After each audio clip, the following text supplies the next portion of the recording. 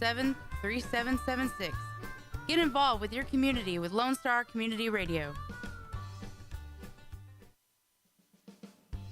Remember to download the Lone Star Community Radio app from your Google Play Apple Store. Bring Montgomery County's community radio with you anywhere with your smartphone or tablet. If you are in the Conroe area, tune in on FM 104.5, 106.1. If you are on your computer, bookmark irlonestar.com as your internet radio station. All right. Lone Star Community Radio. We're live here on Mornings with Lone Star. From the heart of downtown Conroe, Texas. Lone Star Community Radio.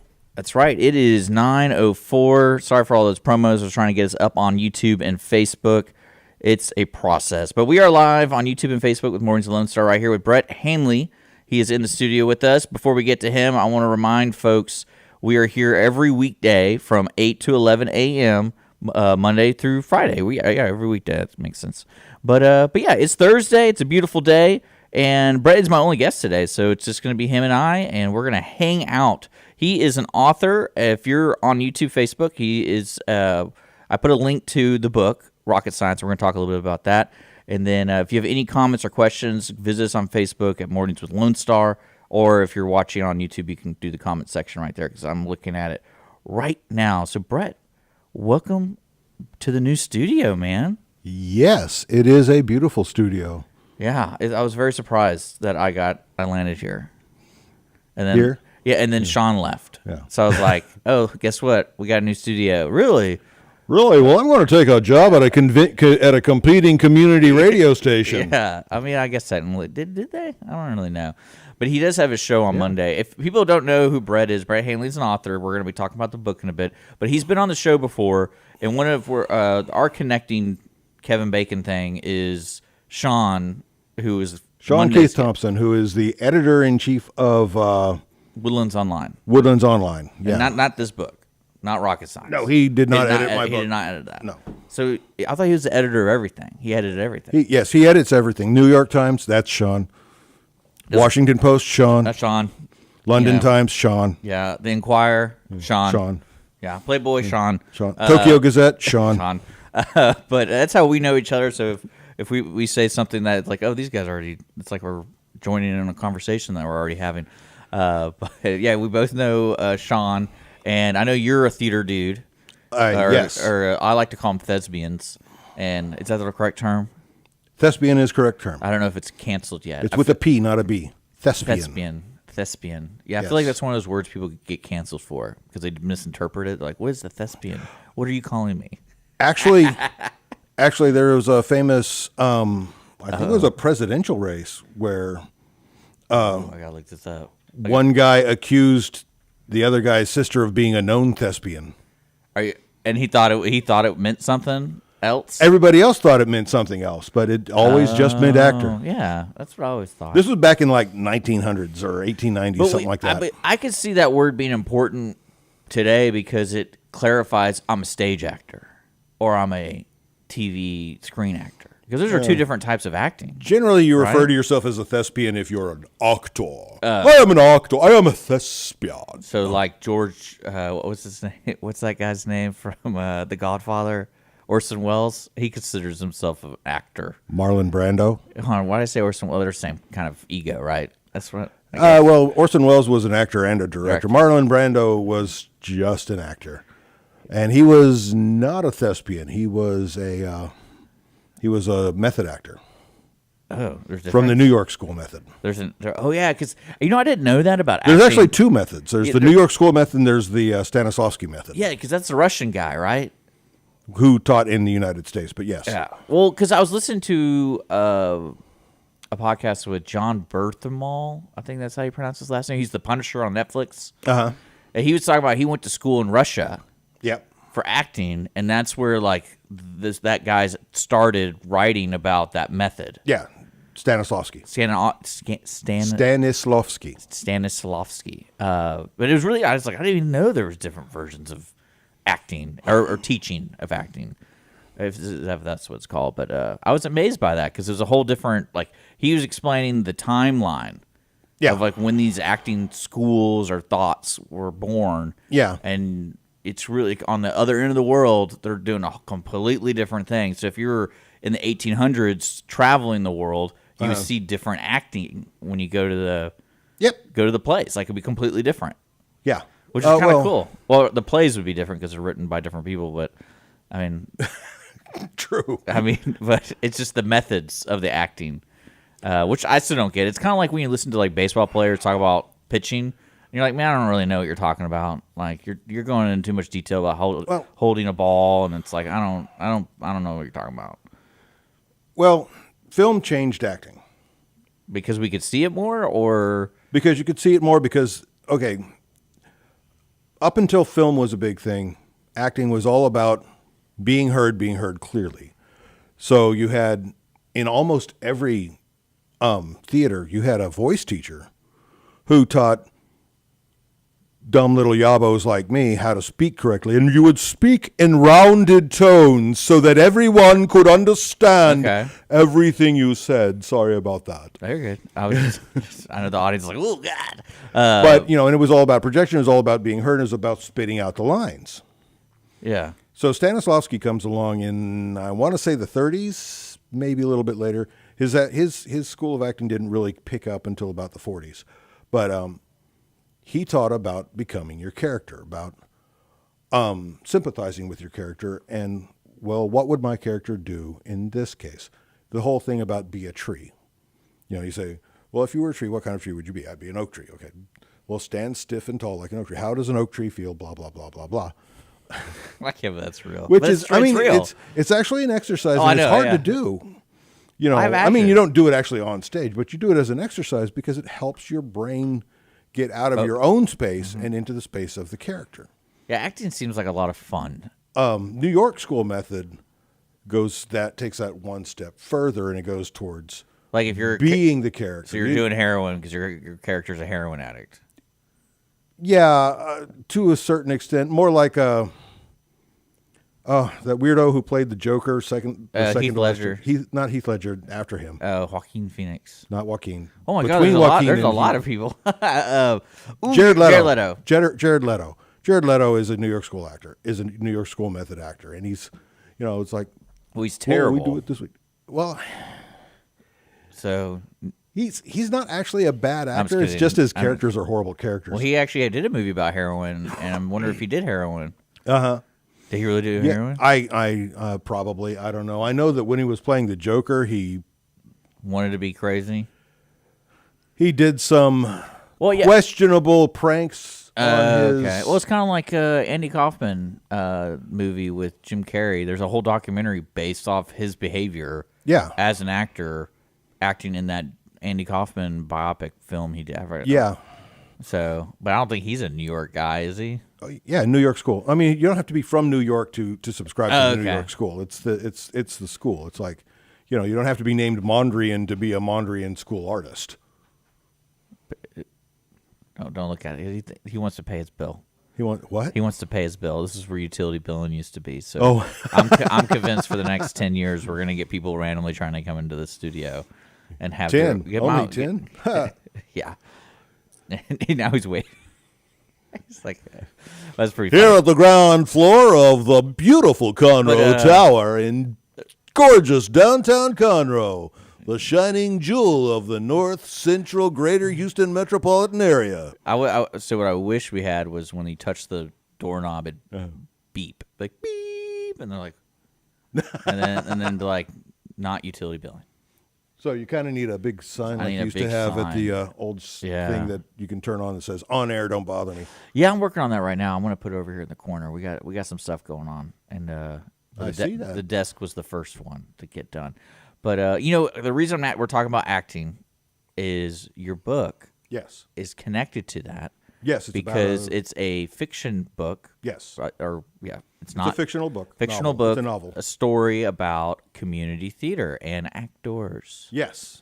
So let's talk a little bit about the actors, less about the theater. Go ahead. So is this book? I'm holding it in my hand so people can see it, and there's a link to purchase it on Amazon in the description below. It's called Rocket Science, and from what I understood, it was basically just about the people involved with a community theater. But it's about the people 'Cause Yes. a lot of times what people don't realize is it's almost like a dysfunctional family Oh yeah. at these community theaters, because you'll get people who 10 years ago were in a play and then they come back and they treat it like, oh, I'd never left. Yeah. And then people know people, and it's really weird. Well, people in theater, whether it's professional or amateur, Yeah. are super broken people. Yeah, I believe that. Well, I think everyone's broken. Everyone. Well, yeah, but you know a lot of actors, so you Even those people out there, they're broken. Nah, They're broken. no, not as bad. Actors are pretty broken. So, see, the thing is don't know. art never comes from a safe place. Yeah, I always feel like the actors are, in a sense, brave enough to let go. Well, they're brave enough to let go and have fun. Well, yeah, there's that. So, but there's a lot of alcohol involved. So well, yeah, certain people. But I'm just saying because it's like, to get the tree example you were talking about. yeah. Like, no one wants to convince themselves most of the time, like, I'm not going to pretend to play this. Oh no, But they're then not you pretending. Well, that's what I'm saying. They're not being themselves. They're a That's tree. what's awesome is we see the thing about acting, and this is why actors are so broken, or it's not why actors are so broken. Actors are broken because of who they Because their dad? Sure, their dad, 'Cause their your mom, their dad, their I mom, can't believe you me. broke somebody. Oh God, yes. Way to go, Dad. Yeah. Well, man, Well, what I meant by that comment was, like, if you go up to a person and give them the prompt of, like, hey, be an oak tree, a lot of times they don't want to, like, they're like, I'm not going to play that game. But when you get an actor, they're like, okay, I'm going to do this. Like, Yeah. I am going to do this. because it's an opportunity to not be them. Yeah, well, okay, I guess that's sad. And, well, hey, you know That's what the thing is, if you know you're what I would- voluntarily you know being what- somebody I else, would then tell you that are person- broken. You're super broken. I would tell that person, I go, you know what's weird about that? Well, regardless, it's going to end at one point. Well, yeah. Well, So, I mean, I guess you just want to pretend to be I other don't know. people. You go out to San Antonio; those trees are over 300 Yeah. years old. So They're all actors. That'd be really. That'd be a great That was movie. it. That'd be a great twist at the end. Like all the trees. Oh, these are just people who convince themselves to be trees, and guess what happens? They turned into trees. Wild. yeah, they saw Santa Ana coming. They're like, you know what? I'm an oak tree. Yeah, and then. But so this is about people who are involved in the community theater, Yes. and I guess it's one of those things. Would you call it a dark comedy? It's a classic comedy. Okay, because you already told a lot of depressing things about actors, so it's like, Oh yeah, I mean, look, just because you're broken doesn't mean that you're not living your best life. I mean, I guess. hell, I'm broken. Everybody knows that. Yeah, My own nieces and nephews call me the crazy uncle. I like it. I used to have one of those. He sadly won. Well, I'm not that kind of crazy uncle.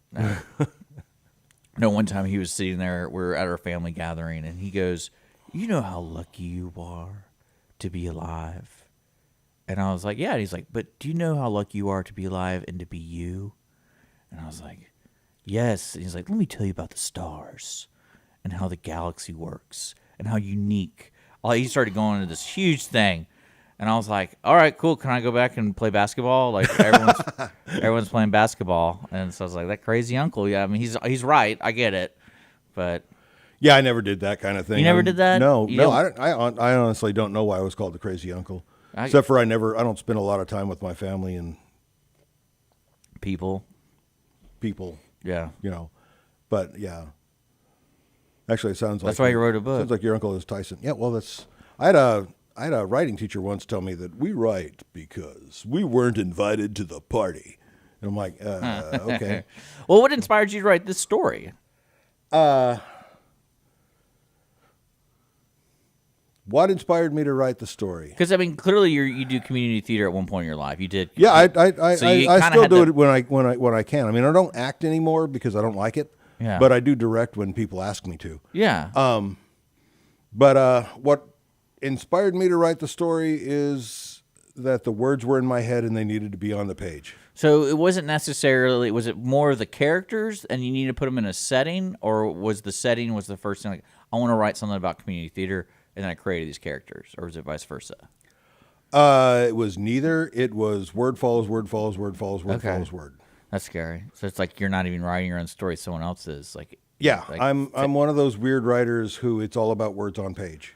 Okay. You know, which is why. There's no writer's block for you Oh, no. because you're just Not putting words on actually. page. You're just like, I have a writer's block like thing that happens okay. because social media is my hobgoblin. What does that mean? Like it's It terrible. just it follows me around and distracts me from Oh, doing okay. the writing because my weird brain makes me put words on page. Yeah. A certain number of words per day. Oh, so you have to do But it. if I'm screwing around on social media, Those writing my stupid opinion about I don't know the war in Ukraine, 300 words there. That's 300 words that probably aren't going to get on a page of a true. novel or a short story you only have so much in the tank. per day. Yeah. Yeah, per day. That's funny. I didn't even think about it like that. That's kind of scary. Now, like you wake up, you have to be very careful. You're like, all right, if I just go, I need to grab a pen, not a keyboard. Yeah. Well, say yes. The problem is I write on a keyboard. Yeah. I can't even read my own handwriting if I write. Yeah. I wonder, do longhand. you think they're going to get rid of handwriting in like 50 years? Who? Like the society. Oh, what? Get rid of handwriting? Handwriting. Like no, completely. it won't be completely gotten rid of, but you'll see it a lot less. I mean, Because I think I would predict the last thing to go when it comes to handwriting is your signature. If they replace your signature with like a blood drop thing or whatever, in the future, like I'm talking about like sci-fi stuff. Yeah. That's what I think the last written word will be like your signature, like the most people who write. Because most people, it's like, hey, we need your signature. Okay. well, I mean, writing's still Yeah, but like, still there. Well, as long if you got a stylus, a lot of people use their phone as a notebook. you see, I using a don't see stylus. people doing that. I don't know why. I never really, because I know the technology exists. 'Cause Well, we're- it's because most people who would do that actually just have a regular notebook. Yeah, that's true. Because I have a notepad right here, and I'd rather You use know. this to do my notes for shows and things than a computer. Because there are some times when it's easier to just pull out the notebook and write it down Yeah. than it is to get out the So phone. you don't turn think it on, we'll ever get rid of the paper? No. We'll never get rid of, or not paper, like the handwriting. We won't ever get rid of paper. See, I can see us getting rid of paper, Nah. but I can see us using tablets and stuff, like writing on tablets or whatever. But when they do the Neuralink thing, you don't even have to do anything. You just talk to each other through your head. Oh, that would be horrible. That's what they're trying to do. No. I'm just kidding. That's not you what want they're people trying to do. Think about your worst possible thing. Yeah, but we get over Think that real about your fast. worst possible that's thought. a movie. That's probably a movie plot. I mean- but like we would get over that really quickly because everyone's in the same boat. Really? Do you get over it if somebody breaks into your computer? No, but you're breaking into their computer too. It's going both ways. It's not one way. Do you really want to know what your wife's worst possible thought is? But you can't help it. It's human nature. You're going to want to know. So everyone's going to be knowing about everybody. Oh, no. I don't want to know what my wife's worst possible thought is. Oh no! When you turn that machine on, you have no choice. Like you're just going to do everything, all at once. Yeah, see, that's the problem. See, that's why it's so scary to me. I think it'd be hilarious. That would be a really funny movie where they connect everybody, and then like the main character chooses not to go. Like he misses that day to get the chip implant because he got like threw up or something, and he's like, oh, I'm 10 minutes behind, and then all of a sudden everyone's connected but him, and he's like trying to talk to people, and no one will talk to him because everyone can talk. Well, in that their sounds heads. like one of the horrible just Twilight Zones. See, I'm already almost There was there. finally time. Yeah, and then what would be funny, the end of the movie would be he's the only one that sees the impending doom, but he can't tell anybody because he's not connected. So Well, no there you one go. will listen to him because he's not connected, and then the earth blows up or whatever. And he's the only one that he's like trying to tell, like it's going, and so that'd be good. That's a good Twilight Zone show right there. There you go. There we go. I'm gonna call it Rocket Science. I'm just kidding. So, Oh, no. Do you have any idea how many books are titled Rocket Science? well, even Just do a search on- Are do it. educational books called Rocket Science? Yes. So just say There's like 20 textbooks on actual rocket science. Well, yeah, but people always say like, "Oh, are you smart as a rocket science?" But I always wonder if the book itself said like Rocket Science 101. Like that's the actual teaching book. most of the books that I saw, even the textbooks, were ironically titled Well, because it was Well, I basically mean, like, if you're- basic physics. yeah, because I feel like there's an actual a complex word for rocket science. It's not called rocket science. It's called like aerodynamic something, Advanced propulsion or something. Yeah, or something. You know, It's advanced ballistics, a little bit of aerodynamics. but there's a fancier word than rocket science. There is a fancier word than rocket science, yes. Generally, people say rocket science ironically. Okay, that's good. Again, it's not rocket science. But that's not, your title of your book is rocket science. Yes. So, But it's not about rockets or science. well, that's for them to find out, because you have a rocket on the front, It's actually a flat that looks like a rocket. so you're lying. No, It's a what? A flat? it's a flat. A flat? It's a theater flat. I have no idea what a theater flat is. Is it something Okay, you sit down in a theater, you see the walls, the beautiful walls that are in, I don't know, the apartment on Central Park. Okay. None of those are real walls. Okay. They're made up of 3 or 4 foot wide panels. Sometimes they're hard sided, which means they have a piece of Luan board on the front. Okay. Most often they're soft sided, which means they just have a piece of canvas stretched across it. And then this thing. And that's a flat. Each one of those is called a flat, and that's a theater flat. Because you'll make a theater flat that just looks like a thing and stick it out there, and make it look. In a standard proscenium theater, you only see the front. Yeah. See, I can't imagine. See, I was on the board of a community theater over at the Players Theater Company. I've been on the board of 2 community theaters. And they asked me because they I quote, needed somebody who had nothing to do with this theater. And I didn't understand what that meant when they asked me. They meant not crazy. And well, that's what basically they were like, we need to find people.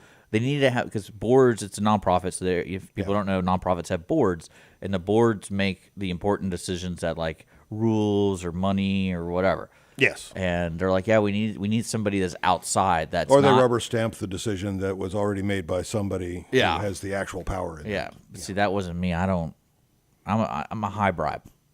And usually it's something dangerous, so no one wanted to give in to my bribe.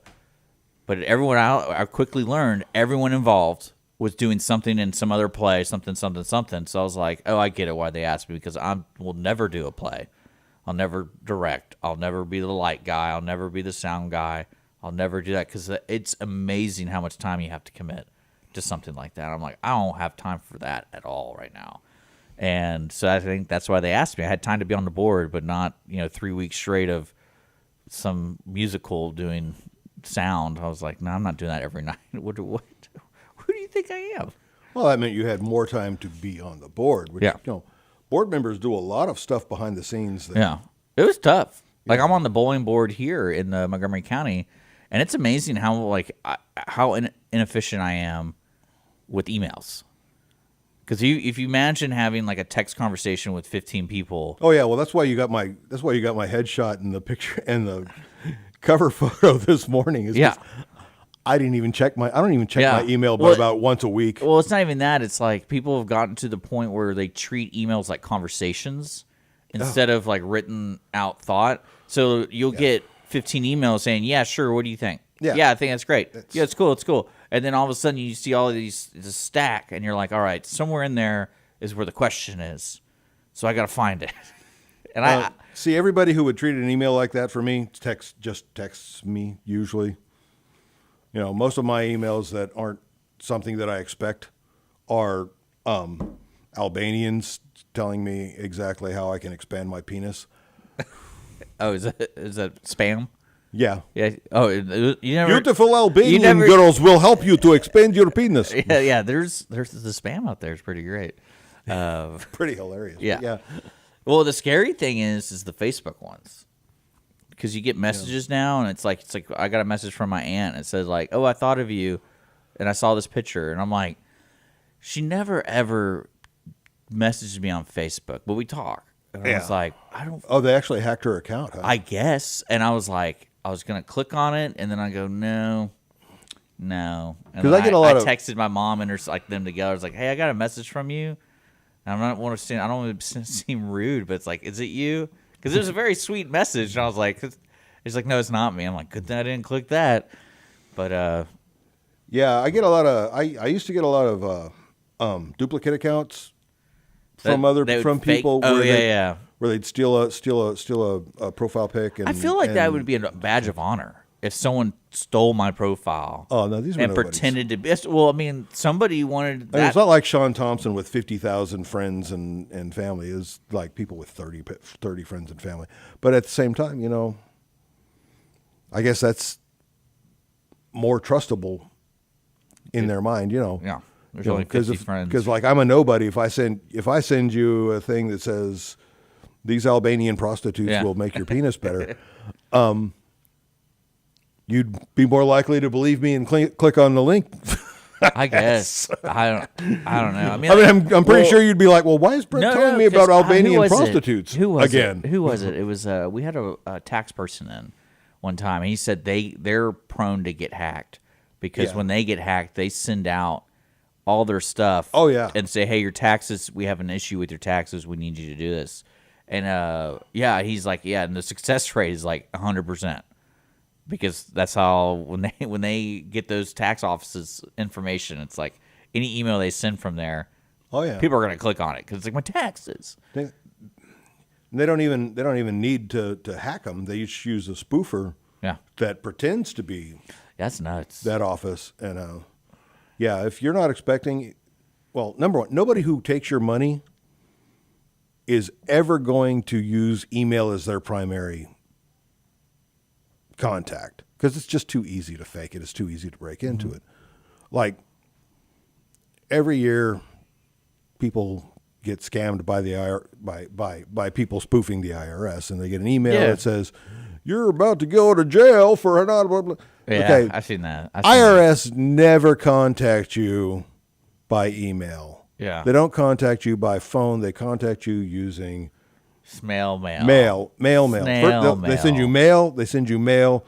They send you a guy with mail. Then they send the special service, Secret Service. Really? Yeah, that's it. That's you sound like you've had experience with this.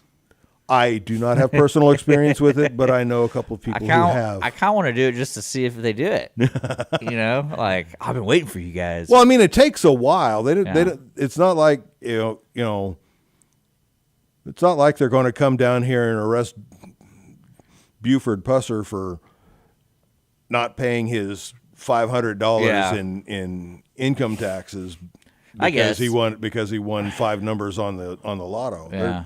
They're coming after $1 million hitters or people who are consistently not paying taxes. Yeah, some people don't pay taxes. It's kind of amazing. Looking at you, Brad, do you pay your taxes? I pay my taxes every single year. That's good. I pay it every leap year. That's mine. Every leap year. Every 4 years. Every 4 years I pay it. Like, to be fair, my birthday's on February 29th, so I like it. All of my years are 4 years. That's how you have to do it. And but is there anything you want to tell the audience specifically about the book? Because it's a fiction comedy about people that happen to be involved with community theater. Yes. That's kind of the gist of it. Yes. So that was in your brain, and you had to get it out. Pretty much, yeah. That's hilarious. Or do you identify yourself with any of the characters? So when I'm reading it, I'm thinking, oh, this is Brett. The main character, Dave, is... Oh, I'm sorry. The main character, Dave, is perfect Brett. Okay. He's the guy that I would like to be if I wasn't the broken person that I am. I like how you keep referring to yourself as a broken person. Everybody's a broken person, as you said. Yeah, everybody's a little bit broken. Some of us are more broken than others. And, I mean, if you're going to do any kind of art, you're going to be broken.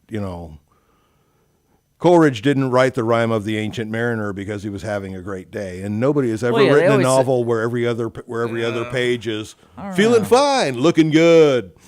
Well, I mean, it's kind of hard to say that because, the best kind of art comes from, pain, from tragic pain. things. It all comes from pain. And even the comedy stuff, it's still good. Oh, man, the funniest comedy comes from people who are just dying inside. But I don't know. Which sounds horrible the way I said it. Maybe I'll be the first artist is not in pain. Well, you're an interviewer. You don't need to be in pain. Yeah. I feel like I'm in pain right now talking to you. Oh. So I'm trying to relate. So that's what I'm trying. I'm just kidding. I'm trying to relate. But I am an oak tree. yeah, I mean, I'm a fig tree, I guess. What kind? I don't even know. Oh, well, bonsai tree. That's the tree I'd be. Oh wow, you have a lot of pain. Yeah, you gotta take care of me all the time. Or what happens to bonsai trees is like if you don't take care of They them. grow into actual trees. So why don't they want that?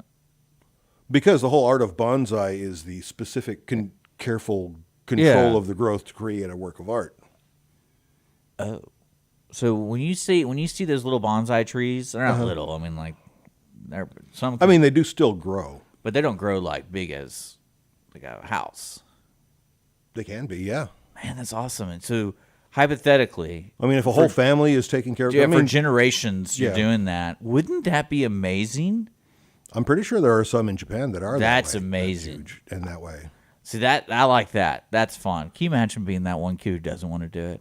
It's like this tree's been in our family for 7 generations. I don't really want to cut a tree. Like I think that's mean. You know, like I'm Okay, a tree there's hugger. your anime. But okay, I like that. So yeah, There's- I'd be a bonsai tree. A bonsai tree. Now I have to A think. tortured dwarf tree that's had your leaves pulled off. Yeah, the at world's regular doing that intervals. to me. Just watered on It's one the side. world's fault, not my fault. The world's cutting my limbs. See, I'm already in it. Now I want to be on the stage and show everyone. Okay, you know, I'll Okay, the people who talk about the world being mean to me, yeah, they're usually the villain. You know that, right? yeah, of course. Oh, okay. So you see yourself as the villain. Oh yeah, but I mean, I gotta change some stuff up. Like I don't want to be a good guy. Good guy's boring. Eh, Because the only bad thing I don't like in stories about a character that's good is at one point it's gonna be like such a gray area, and it's just like, just do it, just kill that person so the world's safe. Just do it. Like Batman, that was like one thing I really liked about Batman because Batman doesn't kill. doesn't kill, and like that was constant with the Joker, and then like Yeah. trying to it's all these cool problems, but then when you start writing him in a way where like kind of like the Superman problem, like Superman's flying through all these buildings, clearly killing people. The Man of Steel movie, man, I hate Whatever it. that, but I'm talking about like Batman he won't kill people, but he's driving 150 miles an hour on the highway, trying to catch the Joker, and clearly people are getting hurt. Oh, So yeah. does that not count? Oh, I mean, and Batman has killed, Well, that's what I'm saying. Like, not intentionally, and when they say Batman doesn't kill, I mean, it means Batman's not going to he's pull out. Number one, Batman hates guns because childhood trauma. But it's not. So he's not going to pull out a 45 and shoot you in the face. Yeah. But he can kill people. So he'll beat As- Okay. I don't know. Collateral damage. As collateral damage, you could die. It's like going to war. You don't shoot somebody who's got his hands up and his hands behind his head. You don't shoot the guy like this, but everybody else, go ahead, bam. Yeah, it's true. I mean, Superman doesn't kill specifically, and that's what I hated about Man of Steel was all the people he killed. all the people he killed. Because yeah, It was great. never It was never great. mind the whole thing where he snapped Zod's neck. Yeah. All of the people in the city that just Oh, it was great. You're had sitting there millions of tons of concrete and on then- top of them. what was it? I remember that being one of the biggest complaints about Man of Steel. And then they released Batman vs. Superman, I think it was. Uh-huh. And the opening scene is the other perspective where Yeah. it's Bruce Wayne on the ground trying to move away in the city while they're blowing up the city. Well, he's actually moving into the In this city area. to save people. Yes, and you just see this chaos, and you're like, "Oh, they're telling us again that they don't care about Superman and writing Superman because they're showing it again. Yeah. that he's just killing, especially that poor kid and the mom, or was it her dad or something like one of the Bruce Wayne picked up the little girl and the little girl's Oh, yeah, dad her got mom. Her got mom was boom, he got splat, and you're just like, oh man, but that doesn't happen in this book, right? No falling buildings. No falling buildings. No No aliens. But there is death, and there is Yeah. some very, very tragic death. When you write a book like this, Okay. do you're already writing it because you're putting words out on the paper? Yes. But when you're looking at it visually, do you think of it as a stage play, or do you think of it as like just little? I think of it as a life. As like, yeah. So you're People living their lives. So you have going like on. you the author have this special lens into these people's life, and it's not any. I try to. And then you're listening and you're just rewriting what they're talking about, basically. Because I see Pretty much, yeah. Because some people write like, oh, I want to write each scene, but in a book style. So like they focus on each scene. How long can they write each scene? Yeah, so they're basically writing a movie only in book form. But in book form, and then or each chapter or whatever. And then some people. Well, I mean, have you read Jurassic Park, the book? Michael Crichton? Yeah. I've never read it. No. Oh, you should read Crichton. You'll like Crichton. Crichton writes like he's writing, like he's laying out the movie. Okay. So I like westerns a lot.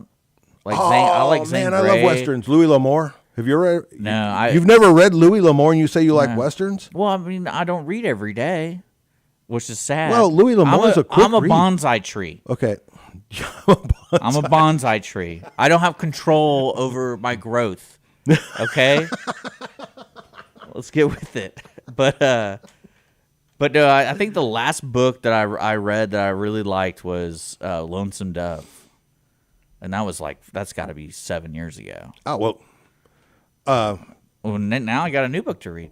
Well, after you finish reading my book, read the Sackett series by Louis L'Amour. It starts out in... The Sackett? The Sackett series, yes. Okay. It's a series of about 20 books following a single family through American history. Okay. I think it starts in like the 1500s. Got it. All right. And moves on through into the late 19th century. Yeah, I think there's like 25 books in the series. Jeez. They're very thin That's books. such a great recommendation to somebody who hasn't read in a while. Oh, hey, you should read this series. It's 29 books. Well, the thing is, the great thing about it is you can skip around. You don't have to read them all. Okay. Because each one is a it's not like one of those YA series where you have to have read all 4 Is it going to end Harry Potters before you know what's going on in the 5th one. Hey, it's funny about the Harry Potter books is my mother bought one for me. She's like, these Really? are popular. You need to read this. And I was like, okay. So your mom's a Satanist? So I read it, and then it turned out it was the 3rd book.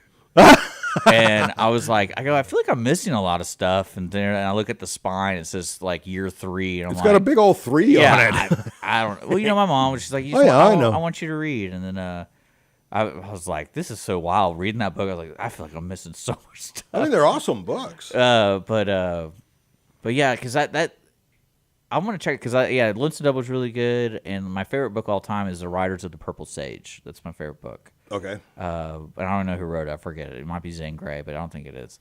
I think you're right. I think it is Zane Grey. Yeah, because I just don't remember a lot of stuff. Wow. Yeah. Oh, the FM guys here. Working on the FM stuff. Okay, So, what? The FM signal? Yeah. We're doing some work. Oh, really? That's Is that what. Yeah, a postal signal? No, it's compliance stuff. Trying to do like okay. emergencies, make sure everything. You'd be surprised how serious the FCC is Oh, about I'm emergencies. not surprised by. So how they do serious tests. are. I Very think they do a serious about test stuff. every week. There's a major test. I'm learning all about it because it's really important for us because 104.5, 106.1 is the disaster emergency channel here in Conroe. Well, you remember when you were at the old location, you and Sean were pretty lax about your required station ID. And Oh no! when I was on the show, I'd be poking like, okay, you got a hard break coming up. Yeah, well, no, we're good because I played it at the 9 o'clock, so it's not 10 o'clock yet. So Oh, I know. But back in the day, Oh yeah. We just talk and talk and talk. like, oh, it's 10:15. Wow, you have a hard break coming up 15 minutes ago. Yeah, true. But let's kind of talk more about the book so the listeners can understand. It's available on Amazon, and Yes. if you have Amazon Prime, because it says Kindle Unlimited. Kindle Unlimited, you can read it for free. You can read it for free, or you could buy it on Kindle or whatever that's called. Yeah, and it's been out for almost a year, Yeah, but it's going to get pulled at the end of this month on Kindle or on. entirely. Oh, I'm going to pull it for a month. I've got some stuff to add to the end. to tighten up the end a little bit. So if I buy it right now, I'll get like the inferior version. So the book I'm reading right now is the inferior. It is version. not the inferior version. It's there's about 1,000 words that I'm going to add on, and I'm going to change the cover. Yeah, I would. The cover's a little confusing. You see a rocket. Yes, I understand. I'm going to change the cover, add a little bit of an ending to tighten up the ending just a little bit, and re-release it for $2 more. Okay. That's because. Okay, so I Daddy's released it last year. Daddy's got to eat. Oh. So I released it last year, and I have sold 3 in a year. Yeah.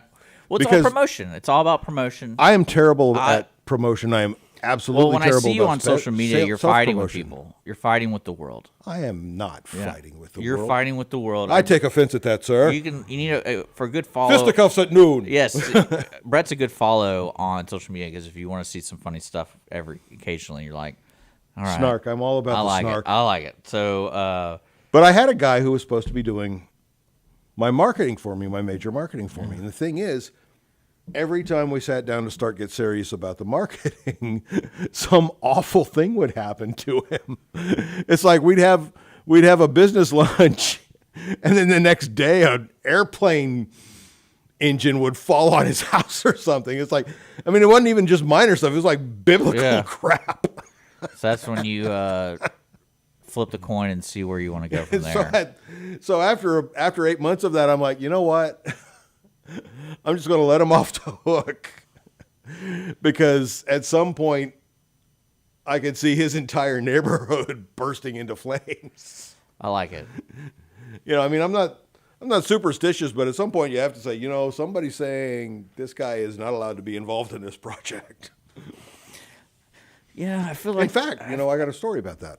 About the same guy? No, is he dead? Different guy entirely.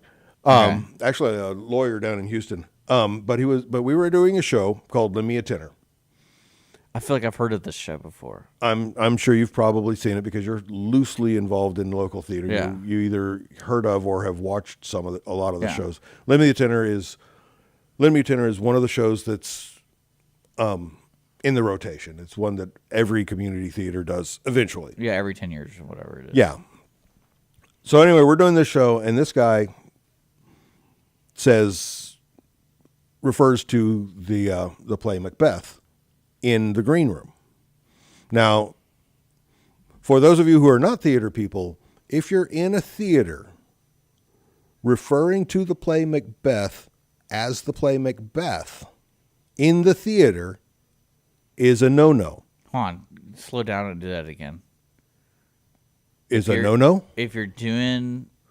If you're not doing Macbeth and you refer to the play Macbeth inside the theater, that's a bad thing.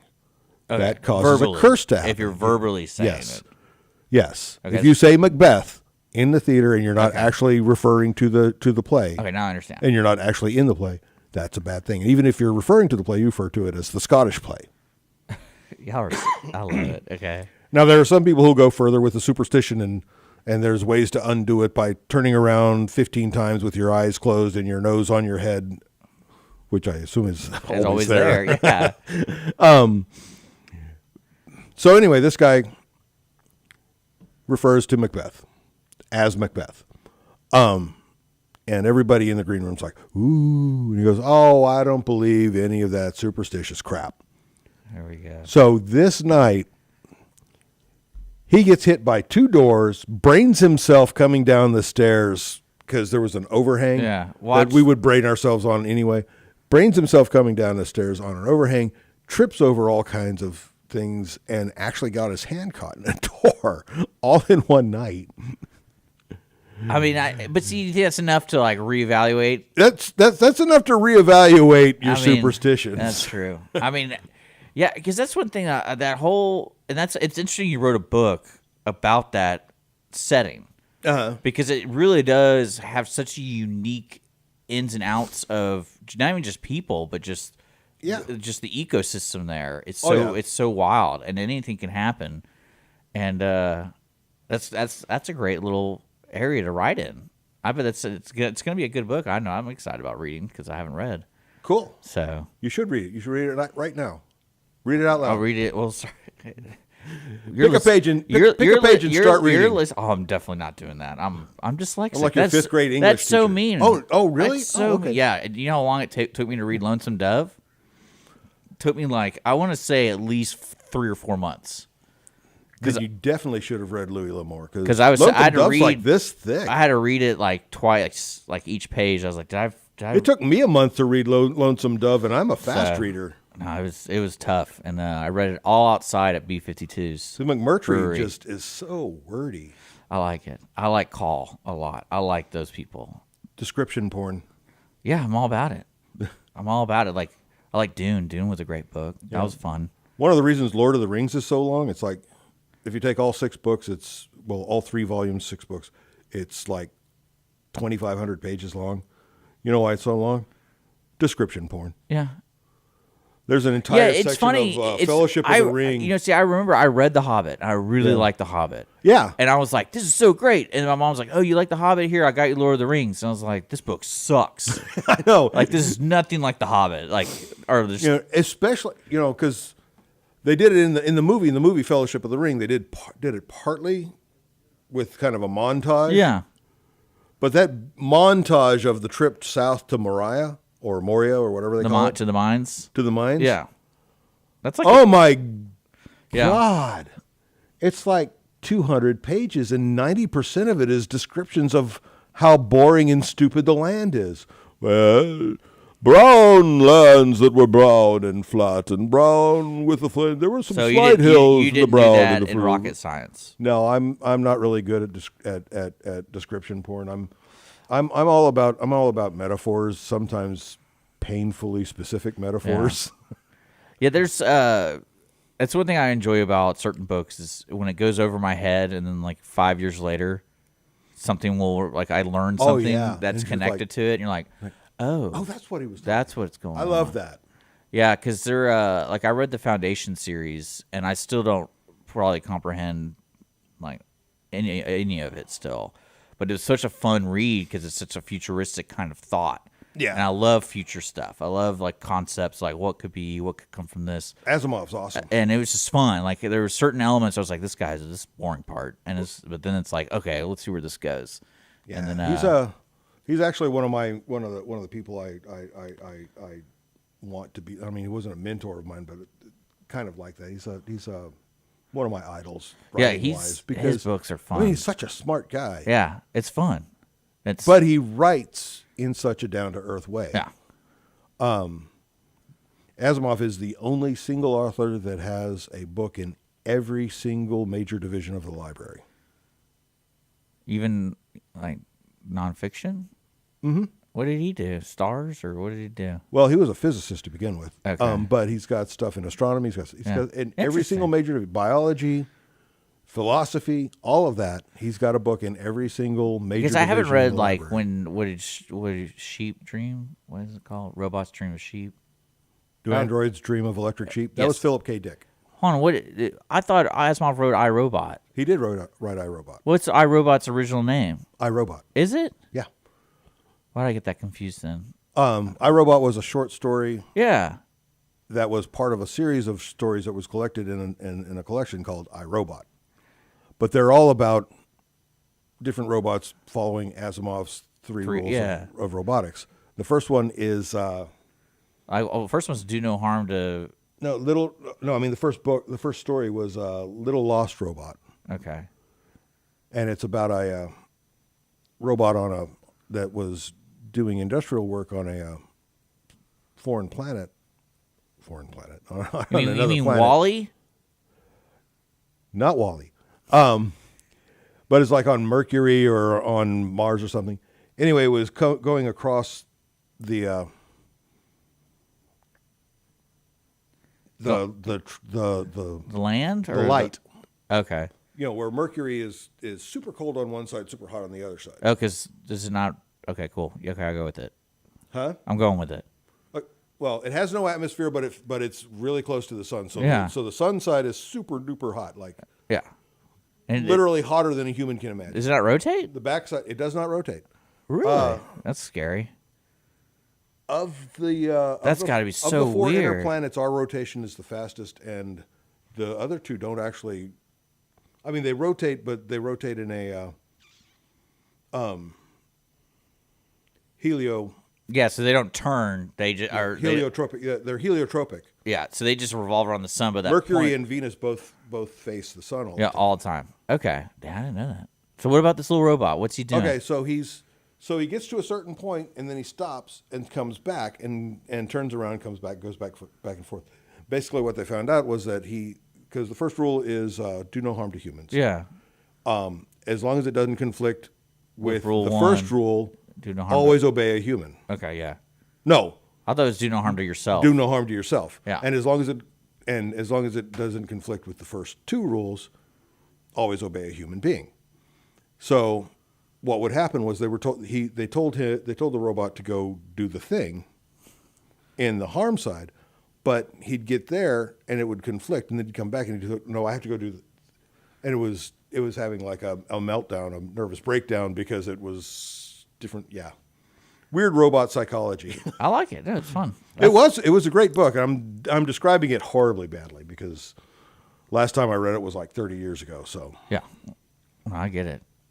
But I want to remind folks, I'm sitting here with Brett Hainley. He's the author of Rocket Science. You can buy it in the description below on Amazon. Just look up Rocket Science or look up Brett Hainley or Brett D. Hainley. Yeah. And then, but Brett, I want to say thank you so much for coming in. We got to be wrapping up. It is at 9:40 or 9:54 right now, and we're gonna turn the hour and play that stupid ID that we're required to play. So so stupid. I'm just kidding. It is what it is. But is there anything else you want to say before you go? buy my book. Oh. Yeah, buy his book. Yeah, buy my book. Definitely buy my book. Buy that book, Rocket Science. It is not a children's book. It is mostly for adult. There are some very adult concepts in it. That's another one thing I loved growing up. Teenage sex and pregnancy are in it. That's one of the things I love. There's abortion I love in there. teenage- There's death. There's homosexuality. There's everything. But nothing You just described community bad. theater. You just described community I theater. mean, it's not like an HBO book. It's never going to be an HBO series. Yeah. But Well, I just remember growing up, like reading, and then like when you finally read that book that is an adult book, you're like, whoa, you can say this kind of stuff. And oh yeah, yeah. Or I think that book was the Sword of Truth for me. see, I don't know if you've ever heard of that series, but it's like a fantasy. Yeah. your generation wouldn't be experienced with it, but my generation, what would happen is Judy Blume books, Judy Blume. because Judy Blume wrote beautiful coming of age books, mostly for girls. But I've never really believed in for girls. She wrote God, Are You There? It's Me, Margaret. Yeah, because they're coming out with that movies. But she also wrote Wifey and a bunch of really salacious books. I mean, well, that's what I'm saying. That That world. described in intimate detail. Well, that's what it's funny because I think of this current commentary about libraries and banning books, and I'm thinking to myself, it's like because that's where I'd get my books. Well, the specific book that the parents are complaining about. No, I'm not really talking about specific. I'm talking about like growing up. Yeah. The only where I could get books is at the library, so I would just read those books. But then when I started going like, oh, I wonder where else. Like when you actually start making money, you can buy your own books. Yeah. And that's what I was like when I read the Sword of Truth series. It had some very like sexual themes to it, and I was like, this is crazy. I never read a book like this. And I'm like, oh, it's probably because all the books I've ever read have been in the library from the school. So it's like school library. And yeah, it's like, they're not going to let you. they're not going to let your 12-year-old. And I was just like, this is crazy. And then, but yeah, it's just funny. Like people are complaining about it today. I'm like, yeah, it's probably a good thing that we're not letting kids read that kind of stuff because no telling what. Because I was so surprised because the Sword of Truth they made a TV show. And it was made by the same production company who did Hercules and Xena. So I was like, oh, this is really Renaissance? cool. It's what's this, Sam Raimi? Sam Raimi's. Yeah, Renaissance. It's same people. And then I was like, this is a neat story. I like this story. Where did it come from? And then I was, Terry Goodkind wrote this epic tale. And I'm like, I'm going to buy that book. How much is that? And then, but yeah, that's when I was like, that's why libraries don't let you read books like this because this is nothing like a TV show. Like I was sitting there like, Well, I mean, unless the TV show came on HBO. that's true. Because if it was an HBO TV show, then it'd be more. You know, it's funny. I had no desire to read the Game of Thrones series. I never have either. I'm a big sci-fi guy. I haven't even seen the fantasy Game and of Thrones sci-fi. series. See, that's what I remember. Everyone was hyped up about it. And I watched it, and I was like, I guess this is like fun, but there's not enough like action for me. Everything I know about Game of Thrones, I know through advertisements and through other people commenting on it. Yeah, it was just. I was like, if this is anything like the books, this would be terrible because everyone's just like sleeping with each other, and it's like. Oh no! That just happens in the first 3 seasons. Well, I know, but in the book, I'm saying like if I had read the book, I'm like, is that all I'm going to be reading? Because I can see that being a big part of the book, and I'm like, oh great. So, I don't know. I haven't read the books. Yeah, that's what I'm saying. I had no desire. I gather that they're based loosely on the Wars of the Roses in England, which there wasn't a lot of that whole everybody sleeping with each other going on at that time, but there was a lot of people getting murdered for no good reason. Well, I mean, it was a good reason they wanted to be king, but you know what I mean. Yeah, I mean, people just led with their emotions back then, so that's what it was. But this is Mornings with Lone Star. Thank you so much for tuning in. We have Brett Hainley in the studio, and make sure to buy his book, Rocket Science, on Amazon. We're going to get back to the programming, regular programming here on Lone Star Community Radio. Just a reminder, Cindy Cochran is going to be live today at 2 o'clock. That's going to be a wonderful time.